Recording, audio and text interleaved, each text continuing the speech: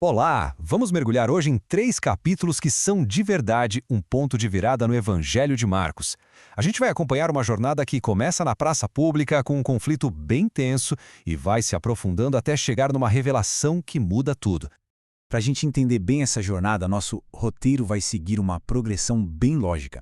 A gente começa com aquela briga entre tradição e mandamento, depois mergulha no que é verdadeira pureza, chega na pergunta central sobre a identidade de Jesus e, por fim, vê o contraste impressionante entre glória e serviço. Então vamos lá. O ponto de partida é um embate fundamental. De um lado, Jesus. Do outro, os líderes religiosos. E a discussão é sobre isso. O que vale mais, as regras criadas pelos homens ou a lei que vem de Deus? E Jesus não faz rodeios, ele vai direto ao ponto, sabe? Pega uma citação do profeta Isaías e, pá, joga na cara dos fariseus. Ele está dizendo basicamente, olha, a adoração de vocês é só da boca para fora. O coração não está aqui. Vocês estão trocando os mandamentos de Deus por um manual de regras que vocês mesmos inventaram. E aqui fica muito claro qual é o centro do conflito. De um lado, a gente vê a preocupação dos líderes com o exterior, lavar as mãos de um jeito específico, purificar potes e copos, rituais.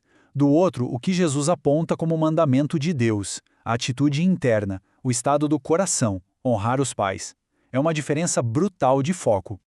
E para mostrar como isso era sério, Jesus dá um exemplo prático, uma coisa chamada Corban. Pensa só na brecha que eles criaram. A pessoa podia declarar seus bens como oferta a Deus e, com essa desculpa, simplesmente se livrar da obrigação de sustentar os próprios pais. Ou seja, usavam uma tradição religiosa para, na prática, desobedecer o mandamento divino claríssimo. E partindo desse conflito, a conversa fica ainda mais profunda. Jesus aproveita para virar o conceito de pureza de cabeça para baixo. Ele joga a pergunta no ar, o que é que realmente contamina alguém? E a resposta que ele dá muda o foco completamente. Não é sobre o que entra pela boca, mas sim sobre o que sai do coração. A lista é forte, né? Segundo Jesus, a impureza não tem nada a ver com mãos sujas ou comida cerimonialmente impura. Tem a ver com o que nasce dentro da gente. Maus pensamentos, inveja, orgulho. São essas coisas que realmente nos contaminam. E como sempre, Jesus não fica só na teoria. Ele vai e mostra na prática. Ele entra deliberadamente em território pagão, um lugar que para um fariseu era o cúmulo da impureza. Uma provocação direta à obsessão deles com a contaminação externa. É lá que ele encontra uma mulher cirofenícia. E a cura da filha dela, baseada unicamente na fé persistente daquela mulher, é uma demonstração poderosa. A mensagem é clara. O que importa para Deus é a fé, não a nacionalidade ou a religião de berço. As barreiras estavam sendo derrubadas. Bom, com todos esses ensinamentos e confrontos, o clima vai esquentando. E tudo isso leva ao momento da pergunta mais crucial de toda a narrativa. Jesus começa de leve, querendo saber da fofoca, do que o povo andava dizendo por aí. Ele pergunta aos discípulos, qual é a opinião popular a meu respeito? E as respostas mostram que sim, as pessoas viam Jesus como alguém importante, um profeta, talvez até João Batista que voltou, mas ninguém tinha entendido de verdade quem ele era. Estavam tentando encaixá-lo em categorias que já conheciam. É aí que ele vira o jogo. A pergunta deixa de ser sobre os outros e se torna pessoal, direta, para o seu grupo mais próximo. Ok, chega de falar dos outros. E vocês? Para vocês, quem eu sou? Essa pergunta ecoa até hoje. E vem a resposta de Pedro. Uma resposta curta, direta, mas que é o clímax de tudo até aqui. Tu és o Cristo. É a primeira vez que um discípulo faz essa confissão de forma tão clara. É o grande momento da virada.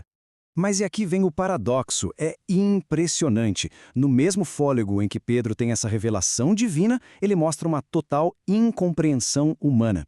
Ele acerta em cheio a identidade de Jesus, mas quando Jesus começa a explicar a missão, que envolve sofrimento e morte, Pedro o repreende. Fica claro que uma coisa é saber quem ele é, outra bem diferente é entender o que ele veio fazer. E essa confusão nos leva direto para a nossa parte final, que coloca lado a lado a glória do céu e a dura realidade de ser um discípulo aqui na terra. Pouco depois, no alto de um monte, um pequeno grupo de discípulos tem um vislumbre da glória de Jesus, a transfiguração. As roupas dele brilham, Moisés e Elias aparecem e uma voz do céu confirma tudo. Este é o meu filho. É a chancela divina. Só que o contraste é brutal. Enquanto lá em cima acontece essa cena celestial, aqui embaixo, no vale, o resto dos discípulos está batendo cabeça. Eles não conseguem curar um menino e ficam discutindo, impotentes. É a imagem perfeita do contraste entre o poder divino e a fraqueza humana.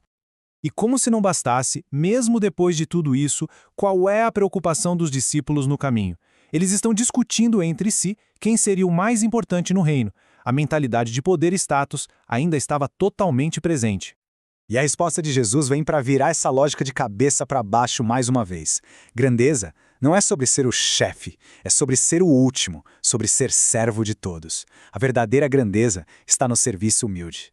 E tudo isso nos deixa com uma pergunta para pensar, uma provocação final. Num mundo que valoriza tanto o poder, o status, o ser o primeiro, o que significa de verdade, na prática, hoje? Tomar a sua cruz. O que significa ser servo de todos? A pergunta fica no ar.